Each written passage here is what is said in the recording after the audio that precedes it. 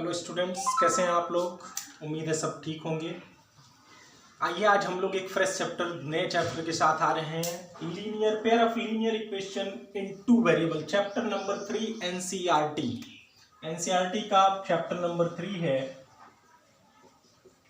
Pair of linear equation in two variable. पहले इसके concept को समझने की कोशिश करते हैं। कंसेप्ट समझ लेंगे हम लोग, फिर उसके बाद सॉल्व करना तो सीख ही जाएंगे। वो तो बहुत छोटी सी बात है सॉल्व करना सीखना, पहले इसके कंसेप्ट को समझना है। तो आइए समझते हैं, पहले इसके एक एक वर्ड को समझते हैं। Pair of linear equation in two variable. Pair means क्या होता है? पेयर मींस होता है जोड़ा। पेयर मींस जोड़ा। हमेशा दो चीजें जब एक साथ आती हैं तो उसको पेयर कहा जाता है, जोड़ा कहा जाता है। तो एक बात यहाँ पे है कि इस चैप्टर में हमको जो पढ़ना है वो पेयर में पढ़ना है। जो इक्वेशन पढ़ेंगे वो पेयर में पढ़ेंगे। अब लीनियर, लीनियर मींस क्या होता है? आइए देखते हैं लीनियर मींस क्या होता है। इन नेचर, लीनियर का मतलब होता है in nature it is straight line. It is straight line. Nature में इसको स्ट्रेट लाइन कहा जाता है, मतलब नेचर इसका कैसा है? स्ट्रेट लाइन देगा हमेशा। And in mathematically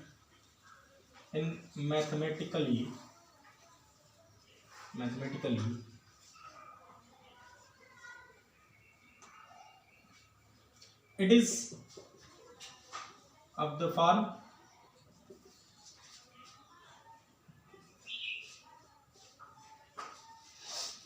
ax plus b where a is not equal to 0 or ax plus by where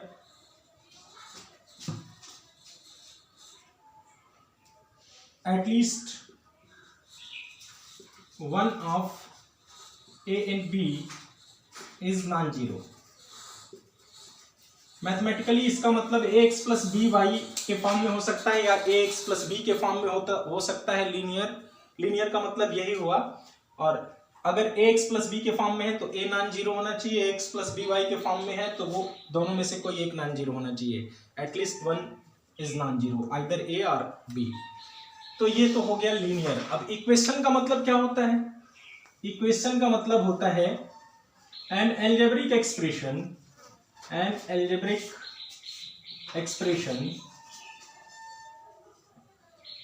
in which sign of equality involved, sign of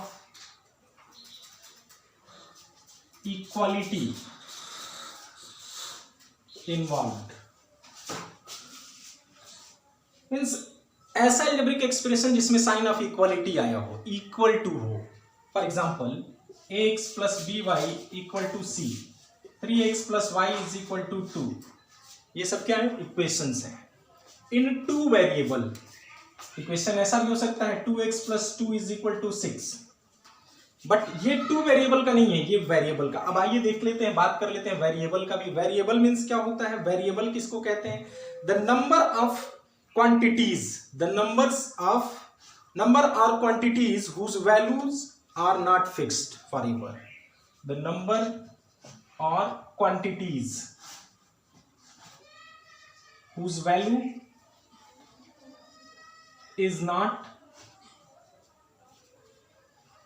fixed forever means कोई भी ऐसा quantity या number जिसकी value हमेशा fix नहीं रहती है, वो वेरी करती रहती है, तो उसको वेरिएबल कहा जाता है। तो ये तो था, हमने इसका मीनिंग समझा। मीन्स एक ऐसा इक्वेशन हमको लिखना है जो लीनियर भी होगा और टू वेरिएबल का होगा और पेयर में होगा। उसको हम कहेंगे pair of linear equation in two variable. क्या कहेंगे? Pair of linear equation in two variable. Pair of linear equation in two variable means pair of equation in which two variables are involved and there are pair of linear equation means दो equation तो होंगे ही।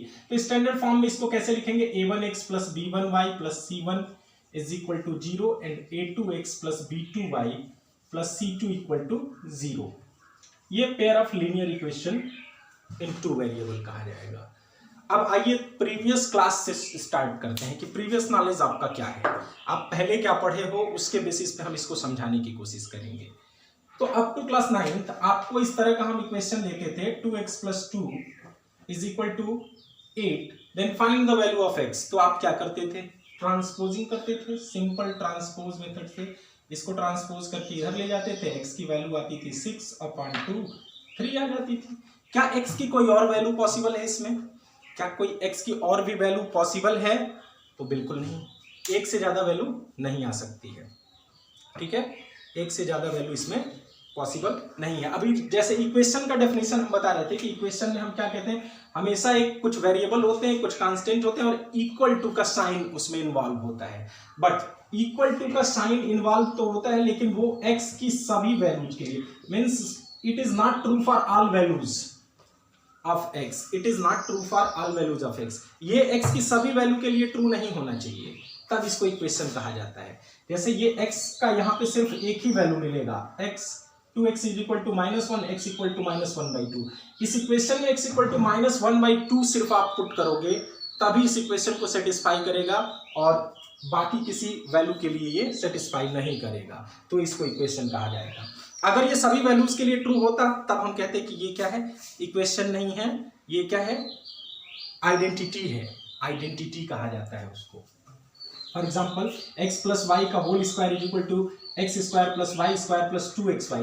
इसमें x और y की कोई भी value रखोगे, ये हर वैल्यू इसकी x और y की इसको सेटिस्फाई करेगी, तो ये आइडेंटिटी हुआ। इक्वेशन कुछ फिक्स्ड वैल्यूज के लिए ही उसको सेटिस्फाई करता है, फॉर ऑल वैल्यूज के लिए नहीं।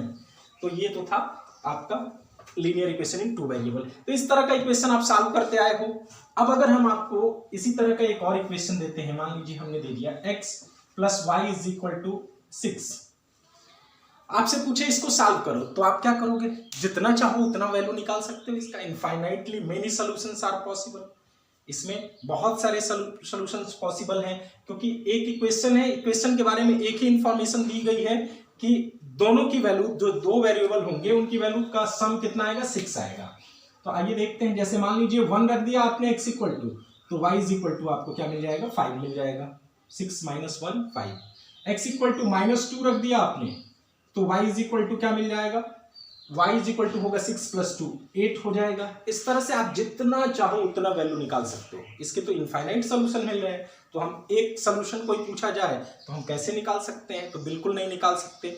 एक सोल्यूशन, इसका सिंगल सोल्यूशन पॉसिबल है ही नहीं। मीन सिंगल इक्वेशन है तो सिंगल सोल्यूशन पॉसिबल नहीं है। सिंगल वेरिएबल का सिंगल इक्वेशन था तो सिंगल सोल्यूशन पॉसिबल था, एक ही सोल्यूशन आता था, सिंगल वेरिएबल जब था उसमें इन्वॉल्व, तो एक ही इक्वेशन को सॉल्व करके हम एक यूनिक वैल्यू निकाल लेते थे। अब यहाँ पे 2 वेरिएबल का इक्वेशन है, तो 2 वेरिएबल का अगर सिंगल इक्वेशन लेंगे, एक ही इक्वेशन लेंगे, तो उसका यूनिक कोई सोल्यूशन नहीं मिलेगा। हमेशा मिलेगा तो, लेकिन infinitely many solutions are possible. जितनी वैल्यूज आप x की रख सकते हो उतने y के वैल्यूज इसके लिए मिल जाएंगे, तो ये इनफाइनाइट सॉल्यूशन देगा। तो अब बात आती है कि अगर ये इनफाइनाइट सॉल्यूशन देगा तो यूनिक सॉल्यूशन के लिए क्या करना होगा, तो यूनिक सॉल्यूशन के लिए 2 वेरिएबल का इक्वेशन है, तो 2 इक्वेशन आपको चाहिए। मींस जितने वेरिएबल का इक्वेशन उतने नंबर ऑफ इक्वेशंस चाहिए उसके यूनिक वैल्यू के लिए, यानी उसके यूनिक सॉल्यूशन के लिए। तो आइए अब हम देख लेते हैं, ये हमारा एक इक्वेशन है मान लीजिए, और एक दूसरा इक्वेशन मैं और लिखता हूं, 2x + 2y is equal to 12। ये दूसरा इक्वेशन हमने लिख लिया। अब अगर हम आपसे पूछें कि बताइए अब इसके दोनों के कितने सॉल्यूशन होंगे, तो सबसे पहले हमने इधर गौर किया, पहला इंफॉर्मेशन क्या दिया गया था, x + y is equal to 6। अब इंफॉर्मेशन क्या दिया गया दूसरा, 2x + 2y is equal to 12। ध्यान से जरा देखना, अगर इसके दोनों साइड को 2 से मल्टीप्लाई करेंगे तो यही तो मिलने वाला है, तो यहां तो कोई नया इंफॉर्मेशन नहीं मिला, there is no new information. इस इक्वेशन के बारे में कोई नया इंफॉर्मेशन नहीं मिला, ये तो सेम वही वाला इंफॉर्मेशन है, उसमें बस 2 से मल्टीप्लाई कर दिया गया है। तो जब कोई नया इंफॉर्मेशन नहीं मिला तो इसके जितने सोल्यूशन होंगे उतने ही इसके भी सोल्यूशन मिल जाएंगे। मीन्स इस केस में क्या होगा, इनफाइनाइट सोल्यूशन हम निकाल सकते हैं। इस केस में जब हमें एक सिंगल ही इक्वेशन मिला है, दूसरा तो सिर्फ घुमाया गया है, कुछ नहीं किया गया इसमें, ये सेम इक्वेशन को 2 से मल्टीप्लाई करके दे दिया गया। मींस जो इंफॉर्मेशन पहले थी कि सम कितना होगा दोनों वेरिएबल का, 6 होगा, वही अब भी दिया गया, कि दोनों वेरिएबल का 2 टाइम्स कर देंगे अगर सम का तो 12 हो जाएगा। तो कोई नया इंफॉर्मेशन नहीं है, सेम इक्वेशन मिल रहा है। तो इसके भी अगर इसके इनफाइनाइट सोल्यूशन मिलते थे तो इसके भी इनफाइनाइट सोल्यूशन मिलेंगे, इनफाइनाइट सोल्यूशन मिलेंगे। Solutions are possible. तो इसमें अब देखते हैं इन दोनों में इक्वालिटी क्या है, क्या चीजें सेम हैं दोनों में। तो हम ये पाते हैं कि x के कोफिशिएंट को, जैसे देखो हमने पेयर ऑफ लीनियर इक्वेशन को इस फॉर्म में कहा था स्टैंडर्ड फॉर्म में, तो x का कोफिशिएंट a1 होता है पहले इक्वेशन में, b1 होता है, y का कोफिशिएंट c1 कांस्टेंट होता है। इसी तरह से दूसरे इक्वेशन में a2 b2 c2 होते हैं। तो अगर हम यहाँ पे a1 अपान a2 निकालें तो कितना आएगा 1/2, 1/2। b1 अपान b2 निकालें तो कितना आएगा 1/2, और c1 अपान c2 निकालें तो वो कितना आएगा 3/-12। अगर चाहे तो आप दोनों को लेफ्ट साइड में कर सकते हो या दोनों को राइट साइड में भी रख सकते हो, उससे कोई अंतर पड़ने वाला नहीं है। कांस्टेंट को या तो दोनों को लेफ्ट साइड में रखिए या तो दोनों को राइट साइड में रखिए।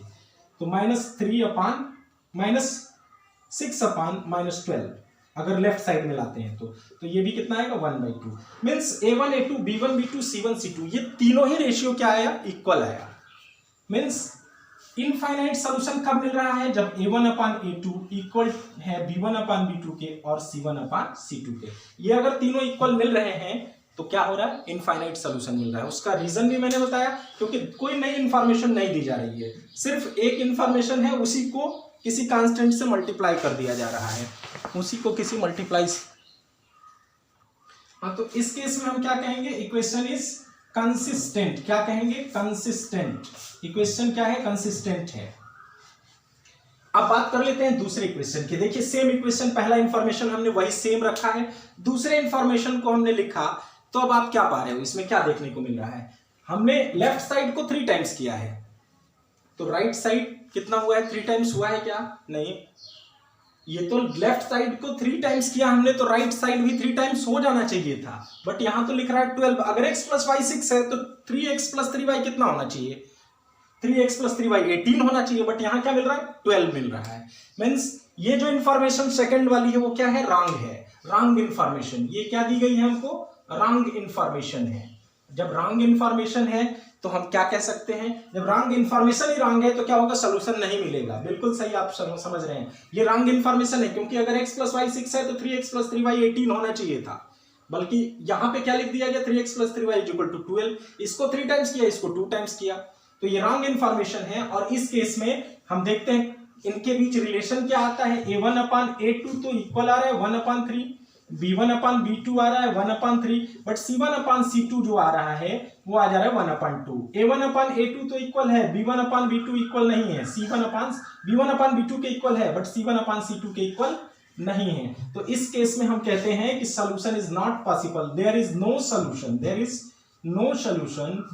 And it is inconsistent. ये क्या है, इनकंसिस्टेंट है, मींस इसका सॉल्यूशन पॉसिबल नहीं होगा। अब हम लास्ट देखते हैं एक, अब आइए एक थर्ड इंफॉर्मेशन लेते हैं। x + y = 6 है, x - y = 2 हमने लिख दिया। अब देखिए इससे किसी तरह से रिलेटेड ये नहीं है, ये एक अलग इंफॉर्मेशन था, उसके इसी इक्वेशन के बारे में दूसरी इंफॉर्मेशन हमको क्या मिली, x - y = 2। मींस सम तो 6 आ रहा है लेकिन डिफरेंस दोनों का 2 आ रहा है। तो अब इस केस में हम नंबर के बारे में सोच सकते हैं कि ऐसे कौन से दो नंबर्स हैं जिनका सम 6 है, डिफरेंस 2 है। तो सोचते सोचते हम पाएंगे क्या, 4 2 हो सकता है, 4 + 2 6 होता है, 4 - 2 2 होता है। तो इस तरह से हम एक कंक्लूजन तक पहुंच सकते हैं, एक यूनिक सोल्यूशन निकाल सकते हैं। इस केस में क्या मिलेगा, एक यूनिक सोल्यूशन मिलेगा। सबसे ज्यादा यूज इसी का आने वाला है, यूनिक सोल्यूशन। अब इसमें केस क्या आ रहा है, a1 अपान a2 b1 अपान b2 के इक्वल आ ही नहीं रहा है। a1 अपान a2 1/1 है, जबकि ये -1 अपान -1 है, 1 अपान -1 है, तो 1 - 1 के इक्वल नहीं होता। तो इस केस में कंसिस्टेंट होगा और यूनिक सॉल्यूशन देगा, अब कल हम बात करेंगे इक्वेशंस के सॉल्यूशन के बारे में कि इन इक्वेशंस को सॉल्व कैसे किया जाता है। आज के लिए इतना ही, और हम लोग वर्ड प्रॉब्लम पढ़ के इक्वेशन फॉर्मेशन करना सीखेंगे अभी।